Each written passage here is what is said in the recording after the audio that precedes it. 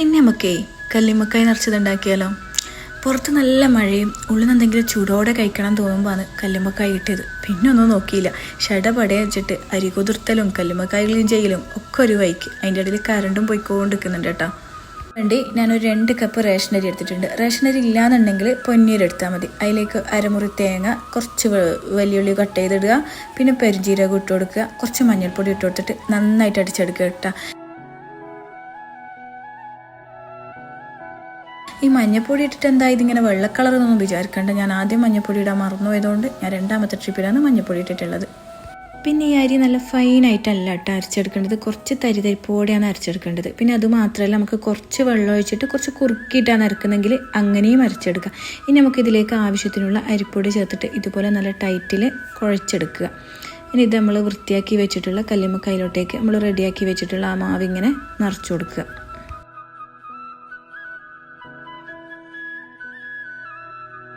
ഇതിപ്പോൾ എല്ലാം നിറച്ച് വെച്ചിട്ടുണ്ട്. ഇനി നമുക്കിതൊന്ന് ആവി കയറ്റിയെടുക്കാം.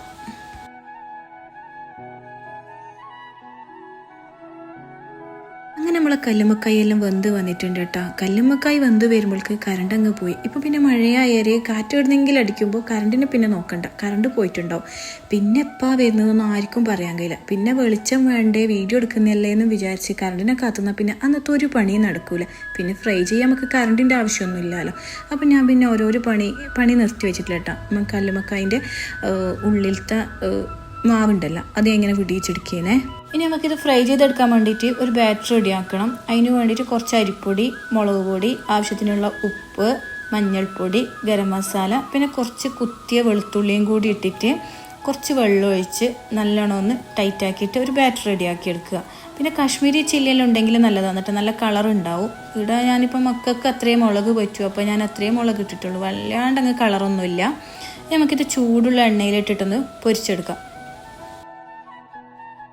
പിന്നെ നമുക്കിത് ഷാലോ ഫ്രൈയും ചെയ്തെടുക്കാം കേട്ടോ. ഷാലോ ഫ്രൈ ചെയ്യുമ്പോൾ ഓയിൽ എല്ലായിടത്തും എത്തിയിട്ടില്ലെങ്കിൽ ചിലപ്പോൾ ഒരു മുളകിൻ്റെ കുത്തലുണ്ടാവും. അരിപ്പൊടിയും മുളക് പൊടിയൊക്കെ അല്ലേ ഇതിൻ്റെ മിക്സ് വരുന്നത്. അപ്പോൾ ആ ഒരു കുത്തൽ മാറണമെങ്കിൽ നമുക്കിങ്ങനെ ഒന്ന് ഫ്രൈ ചെയ്തെടുക്കുകയാണെന്നുണ്ടെങ്കിൽ കുറച്ച് ഓയിൽ ഒഴിച്ചിട്ട് അതിലിങ്ങനെ മുങ്ങി ഫ്രൈ ചെയ്തെടുക്കുകയാണെന്നുണ്ടെങ്കിൽ നല്ല മുരിഞ്ഞ് കിട്ടും. അപ്പോൾ ഇനി ഇതിലേക്ക് ലാസ്റ്റ് കുറച്ച് കറിവേപ്പിലയും ചേർത്ത് ഒന്ന് അങ്ങോട്ടും ഇങ്ങോട്ടൊക്കെ മുരിച്ചെടുത്താൽ നമ്മുടെ കല്ലുമ്മക്കായ് സെറ്റായി. അപ്പോൾ ഇങ്ങനെ ഉണ്ടാക്കി നോക്കൂലേ. അടുത്ത വീഡിയോ ആയിട്ട് കാണാം കേട്ടോ.